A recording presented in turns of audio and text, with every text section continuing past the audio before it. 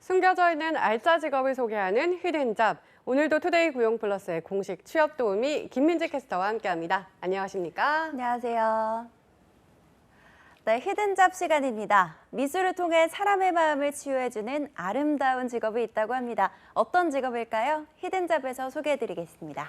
네, 미술은 보는 것만으로도 힐링이 되고 많은 영감을 얻을 수 있잖아요.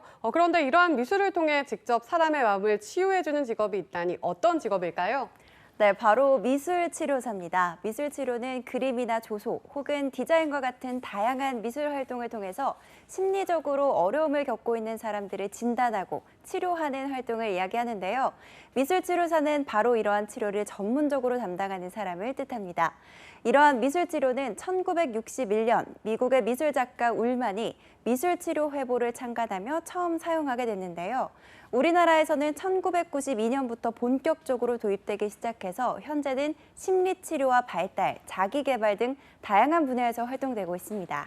네, 어느덧 40년 가까이 된 전문 분야라는 것 같은데 그런데 미술치료, 언뜻 미술을 통해 어떻게 치료를 하는 건지 잘 상상이 되지 않는데 구체적으로 어떻게 사람의 마음을 치료할 수 있다는 걸까요? 네, 일단 미술치료사는 사회적으로나 심리적 또 정서적인 문제를 가지고 있는 내담자가 오면 미술 활동을 통해 내담자의 심리를 살펴보고 이를 분석해야 하는데요.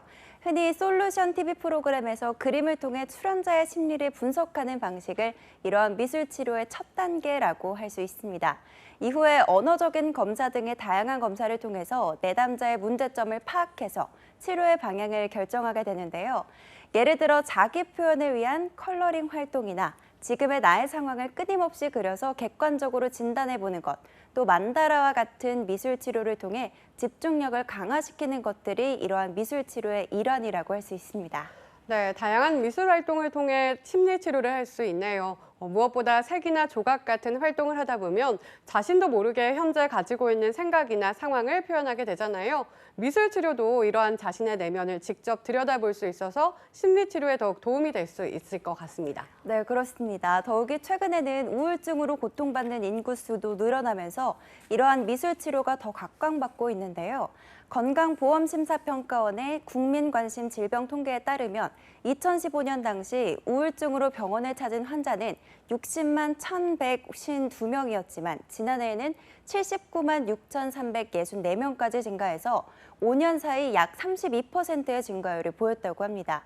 특히 20대 환자의 경우 5만 3,077명에서 11만 8,393명으로 2배 넘게 증가했는데요. 최근 취업이나 경제적 문제로 인해 불안감을 느끼는 20대가 증가하면서 우울증으로 병원을 찾게 되는 사례도 증가하게 됐기 때문이라고 합니다. 여기에 병력이 남는 걸 걱정해서 병원을 가지 않는 환자들이 미술을 통해 상담이나 치료를 원하는 경우까지 고려를 한다면 미술 치료는 앞으로 더 많은 환자들을 상대할 가능성이 큰 분야라고 할 수 있겠죠. 특히 우리나라에서 아동 심리 치료 분야에서 이러한 미술 치료가 주로 활용되고 있는데요. 저출산, 한부모 가정의 증가로 정서적 치료가 필요한 아동들을 위해 아동 대상의 교육기관이나 복지관에서도 미술 치료를 실시하는 경우가 늘고 있어서 우리 국내에서도 미술 치료의 전망은 더 높아질 것으로 보입니다. 네, 병원에서 정신과 치료를 받는 것보다 접근하기 수월하고 미술이라는 소재를 통해 자신의 마음을 치료할 수 있다는 점이 미술 치료의 전망을 더 높게 만드는 것 같습니다.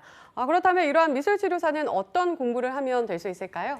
네, 일반적으로 미술치료사가 되기 위해서는 미술을 전공하거나 심리학을 전공하는 것이 좋은데요.